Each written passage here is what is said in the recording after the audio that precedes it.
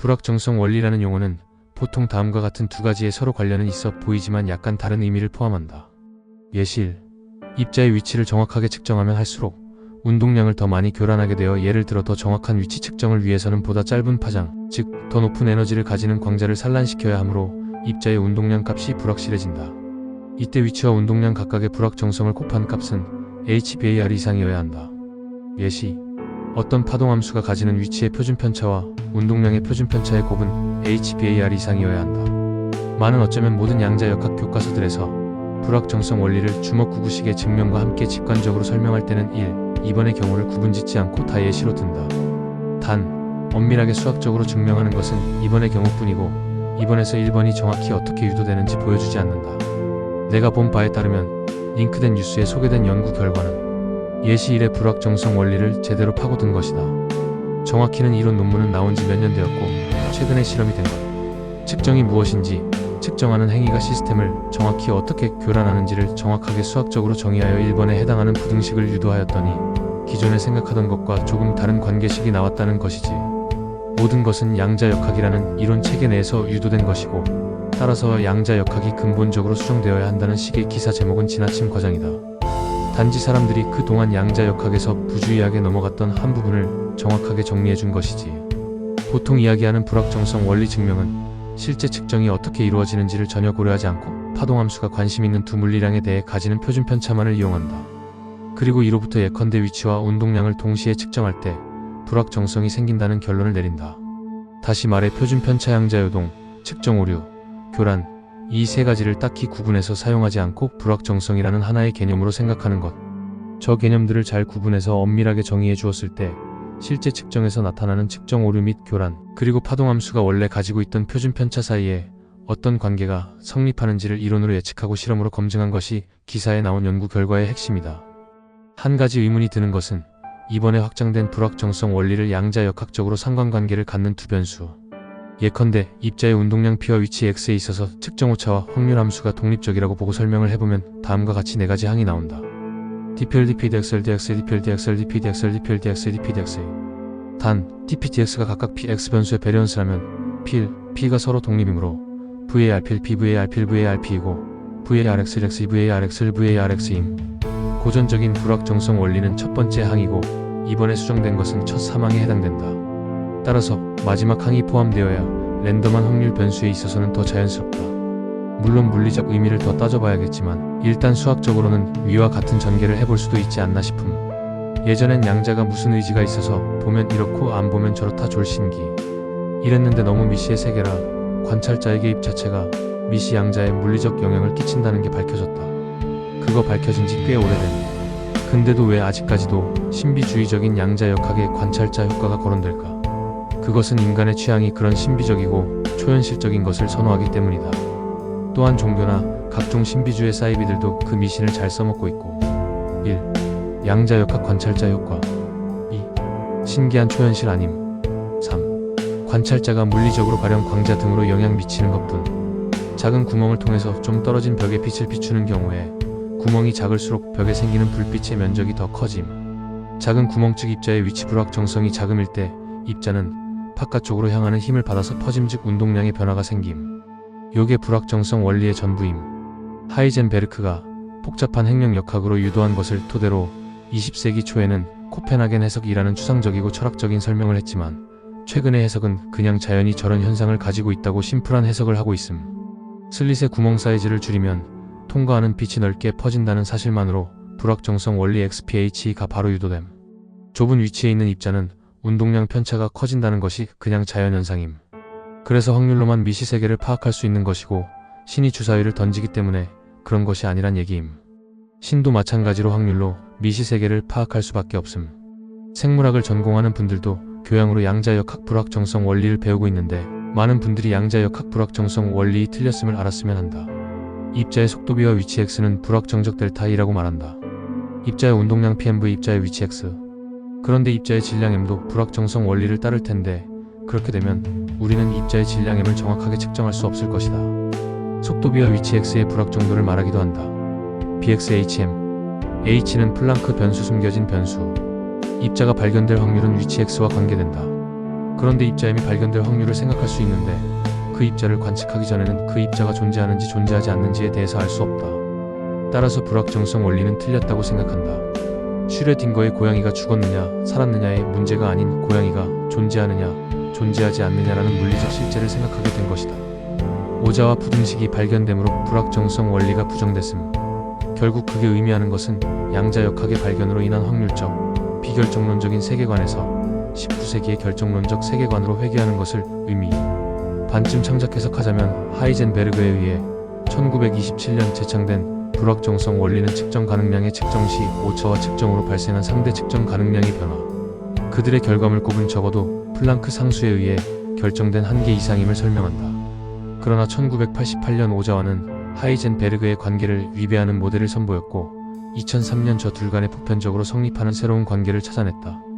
여기서 우리는 단일 광자 극화 큐빗에 의한 투사법보다 좀 더 일반적인 양자 측정법을 이용한 실험적인 오자와 관계 시험을 보고하는 바이다. 이 시험은 선형 광학 장비들에 의해 행해졌고 이 실험은 또한 우리의 실험의 매개 변수의 범위를 통해 하이젠베르그의 관계를 반증하고 오자와 관계를 증명하는 간접적 측정 모델을 실현했다. 쉽게 생각하면 좀 더 정확하게 측정을 할 수 있게 되긴 했지만 그렇다고 그게 정확한 건 아니고 여전히 두 관측 가능량의 측정 시 둘 사이의 정확도 간에는 물리적 한계가 존재. 불확정성 원리는 타겟에 영향 없이 관측이 불가능을 증명한 거임.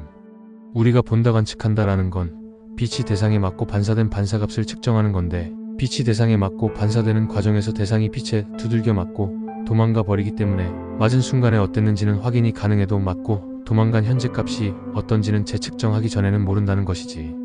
재측정 과정에서 또 맞고 또 도망가니까 여전히 그 다음은 오리무중.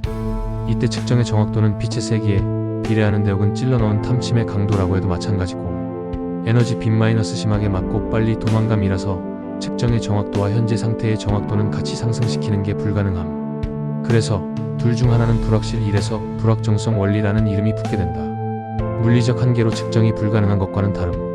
양자는 어떠한 물리적인 값을 실제로 가지고 있지 않음. 가질 수 있는 여러 값을 확률적으로 가지고 있는데 이를 측정하여 확정시키면 이 양자는 새로운 상태를 가지게 되어 다른 종류 속력과 위치 같은 다른의 값 확률적으로 가지고 있는을 변화시켜 측정하기 전에 값과 다른 값이 측정될지도 모르게 만드는 것이지.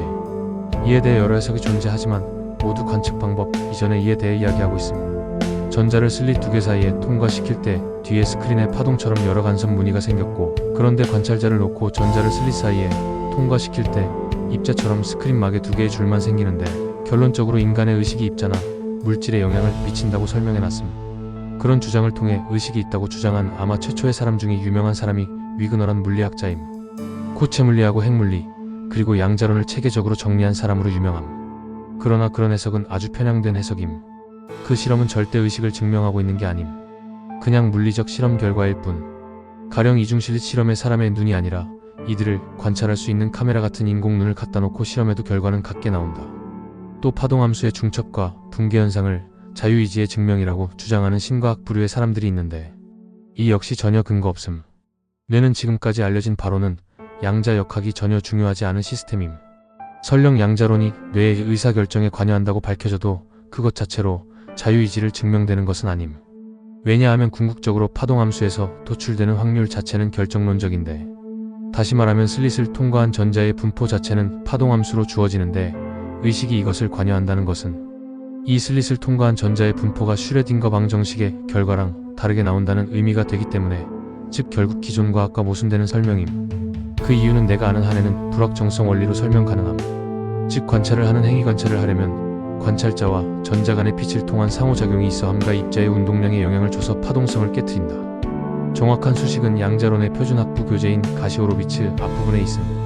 이 불확정성 원리는 어디서 유도될까? 운동량을 가진 전자의 파동성을 요구하게 되면 수학적으로 불확정성 원리는 유도된다. 즉 물질 입자의 이중성이 불확정성 원리의 원인인 것이지. 불확정성의 원리와 옵저버가 입자의 상태를 바꾸는 것이랑은 크게 관련이 없음. 옵저버가 있든 없든 불확정성의 원리는 그 자체로 양자역학의 큰 틀을 이루는 원리임. 옵저버에 의거한 빛을 통한 상호작용으로 입자의 아이켄 스테이트들이 변한다는 이론은 하나의 이론에 불과함. 옵저버가 없음에도 불구하고 우주 탄생부터 지금까지의 자연들이 양자역학의 법칙을 따라왔다는 것만으로도 이 이론은 뭔가 모순을 가지게 된다. 과학의 생명은 객관성임. 객관성의 기초에서 반복적으로 결과가 나와야 하는 것이지. 양자역학은 확률의 기초에서 자연을 설명하고 있는데 확률적으로도 같은 상태에서 같은 옵저버를 들이대었다면 같은 결과에 O와 B 상태가 4060으로 관찰됨가 나와야 함. 단 처음에 O가 관찰되었다면 계속 같은 옵저버를 들이대면 O만 나와야 하고 B도 마찬가지고 EIGNFUNCTION이 아닌 다른 옵저버를 들이대면 또 결과가 달라짐. 윈 문단에서 같은 상태라고 말한 것은 안산벌을 말한 거임. 인간의 의식에 따라 실험 결과가 달라진다면 후기 인상파도 아니고 과학이라고 부르기 힘들다고 본다. 로저 펠로스라는 물리학자가 10여 년 전 뇌 신경세포의 정보 처리는 양자역학적 상태에 의한 것이라는 좀 특이한 해석을 내놓은 적이 있지만 아직 확증되지 않은 가설 수준. 1. 많은 교양서적에서 양자역학과 의식을 연결시키려 하는데 측정이란 행위는 의식이란 고차원적인 요소를 필요치 않음. 이중슬릿 실험에서 인간을 배제하고 기계장치가 측정을 해도 똑같은 현상이 일어남. 2. 측정이 개에 섭동을 줘 불확정성이 생긴다는 게 일반적인 설명이었으나 최근 실험 결과는 이 섭동보단 정보 자체가 양자 상태를 변화시킨다고 시사하고 있음. 3. 현재 양자역학 해석에서 특히 측정과 관련해 자연스러운 해석은 없으며 여전히 오픈 프라블럼임. 단지 계산상으로 아무 문제가 안 생기므로 코펜하겐 해석을 기초로 하고 있을 뿐. 관심 있는 개인은 줄에게 퀀텀 다윈이즘에 관한 논문을 읽어보길. 관찰에 의해 파동함수의 붕괴가 일어나는 것은 양자역학의 기본 중의 기본. 코펜하겐의 해석이고 뭐고 간에 양자론의 뼈대 중의 뼈대 개념. EIGNSTAT와 EIGNFUNCTION 어떤 개의 파동함수가 EIGNSTAT들의 중첩으로 되어 있을 때 그 아이건 STAT에 해당하는 아이건 펑크션이 아닌 옵저버로 관찰할 때 항상 그 개는 다른 상태 다른 아이건 STAT들의 중첩 상태가 되는 거지. 모 교수의 말을 빌리자면 옵저버와 현상의 관계에서 불확정성이 생기는 이유는 그냥 자연이 그러하다라고 알아두고 하는데 이건 원인도 이유도 없답니다. 그냥 자연이 그렇다고 함.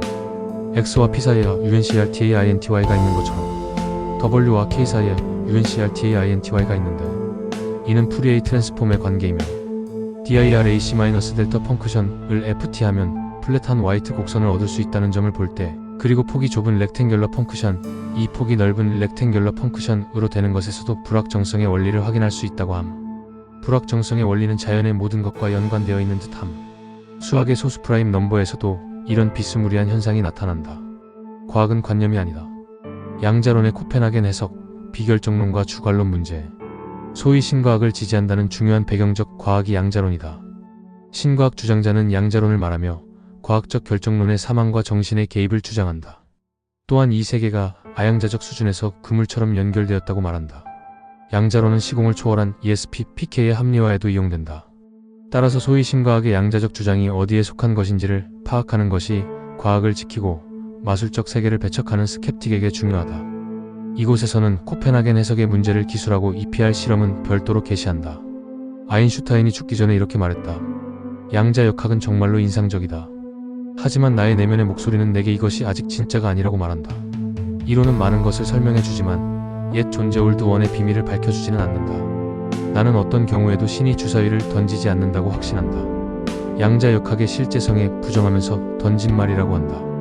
신에 대해 뭔가 아는 게 있는데 죽기 전에 말 안 한 듯 일부러 생각하고 연구하게끔 시너지를 얻거나 인간의 창의력 발전을 더 발전시키고 싶었는지도. 양자역학 자체가 과학적 증명이라고 말하는데 보이지 않는 세계의 실체 에너지에 대하여 인간이 아직은 증명할 수 없다. 사실적 차원에서 영적 차원으로 넘어가기 때문이다. 사랑을 증명할 수 없다고 존재하지 않는 것이라고 말할 수 없으니 미움은 안 보이나 몸을 병들게 한다. 병들게 하는 것까지 현대의학, 심리학은 증명하는데 미움이란 것을 내어서 이거다. 보일 수가 없으니 못 믿겠다는 것이지. 나는 양자역학의 확률적 기술을 부정한다. 그리고 아이러니하게도 아인슈타인의 이런 비판적 스탠스 때문에 확률적 기술이 더 힘을 얻고 논리적으로 발전했음. 난 양자역학 못 믿겠다. 양자역학이 결론은 다 맞아떨어지는데 그걸 증명을 할 방법이 없음. 증명 못하는 게 과학임. 아인슈타인만 모든 것을 알고 있다. 우주의 모든 것에 대해 아인슈타인은 연구했었음. 연구 결과를 밝히지 않은 이유는 어떤 한 인간의 뇌에서 나오는 데이터베이스가 아니라 수억 명의 뇌에서 나오는 데이터 시너지 효과를 기대한 거임. 수억 명의 뇌에서 나오는 시너지 효과는 아인슈타인 자기 자신도 본인보다 더 뛰어난 연구 결과가 나올 수 있다는 걸 알고 있었거든. 아인슈타인을 포함한 많은 과학자들은 사실 수학의 결과값에서 우주 만물에 대한 정보를 얻은 게 아니라 수학의 증명과 일련의 중간 과정을 통해서 정보를 얻은 거다. 그 중간 단계 즉 일련의 과정들에 만물의 비밀이 숨겨져 있는 거지. 확률론적 세계라고 자유의지가 생기는 것도 아니거든. 사실 자유의지 정도는 우리가 하나의 독립적인 자아로 존재하는 게 아니라 독립적으로 작동하는 뉴런들에 의해 나타난다는 사실선에서 정리되는 게 맞음. 물론 결정론에서 자유의지 부정을 이끌어낼 수도 있지만 그건 또 자유의지의 정의에 따라 달라지니깐. 또 그 뉴런들이 독립적으로 상호작용하는 물질들로 구성되어 있다. 근데 솔직히 이건 너무 환원적이고 원리적인 뜬구름 잡기 정도로 들리지. 애초에 기계론 같은 결정론을 말한 거라면 적어도 그건 현재 인간이 연구한 수준까지의 우리 우주 안에서는 틀림. 양자역학의 발전으로 그래서 보통 확률론적 결정론이라고 하지.